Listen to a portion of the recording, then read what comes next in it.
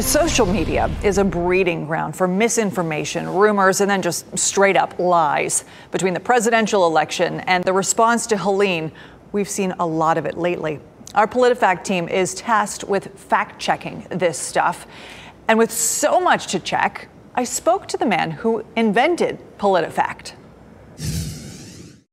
Joining me right now is Bill Adair, longtime journalist and now the Knight Chair of Journalism and Public Policy at Duke. Thank you so much for being here. Thanks for having me. So you co-founded PolitiFact, which is something that we use a lot here at WRAL. You've got a new book out, Beyond the Big Lie. It talks a lot about this. And you were just on The Daily Show on Monday night talking about the misinformation epidemic. It's really huge.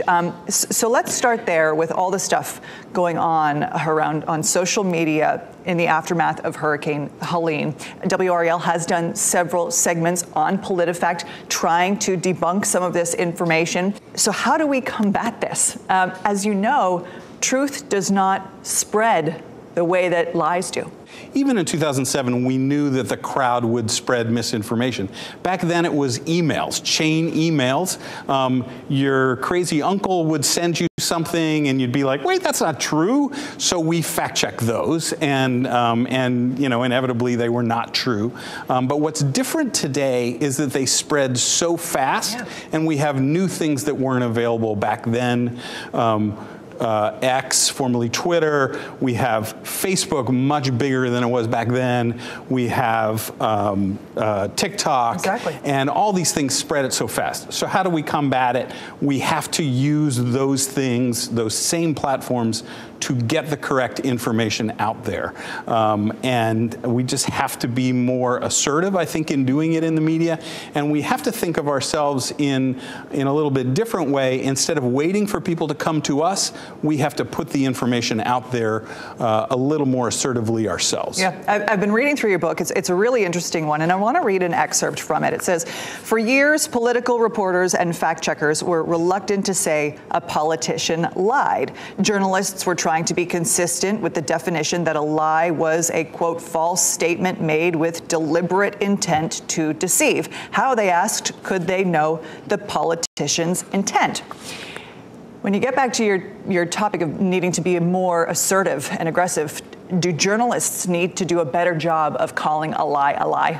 Yeah, and I think also in asking politicians about lying. I've definitely mellowed on using the word lie. We used to be very particular saying it's a falsehood, and we only use the word lie once a year for the lie of the year.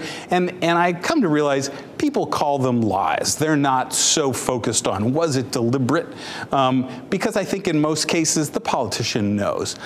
Where I think we really need to do better is journalists need to ask politicians, hey, why did you do that?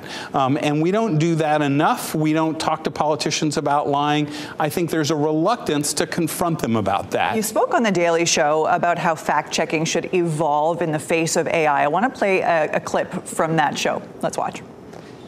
The atomic unit of fact-checking. I think humans will be needed to create fact checks. We hear what's wrong, we need to research it, we need to respond to it. But yes, AI can be used to spread it more efficiently to broader audiences. And to be more responsive.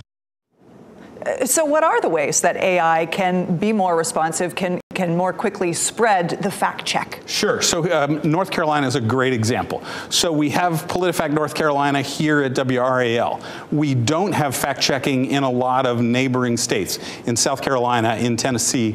So this would be a great opportunity if politicians in South Carolina or Tennessee repeat the same claims that we're hearing here, to then take the fact checks that you do here at WRAL, use generative AI to tweak them, to adjust them to the claims that have been made in these other states, and then make them available in those other states.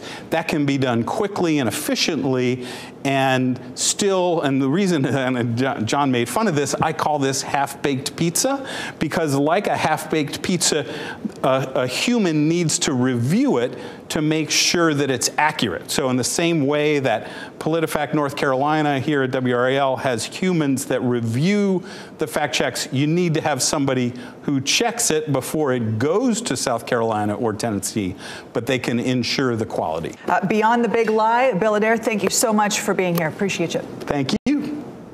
Bill Adair will be signing his book later this month in Chapel Hill. It's going to be at 6 p.m. on October 24th at Flyleaf Books.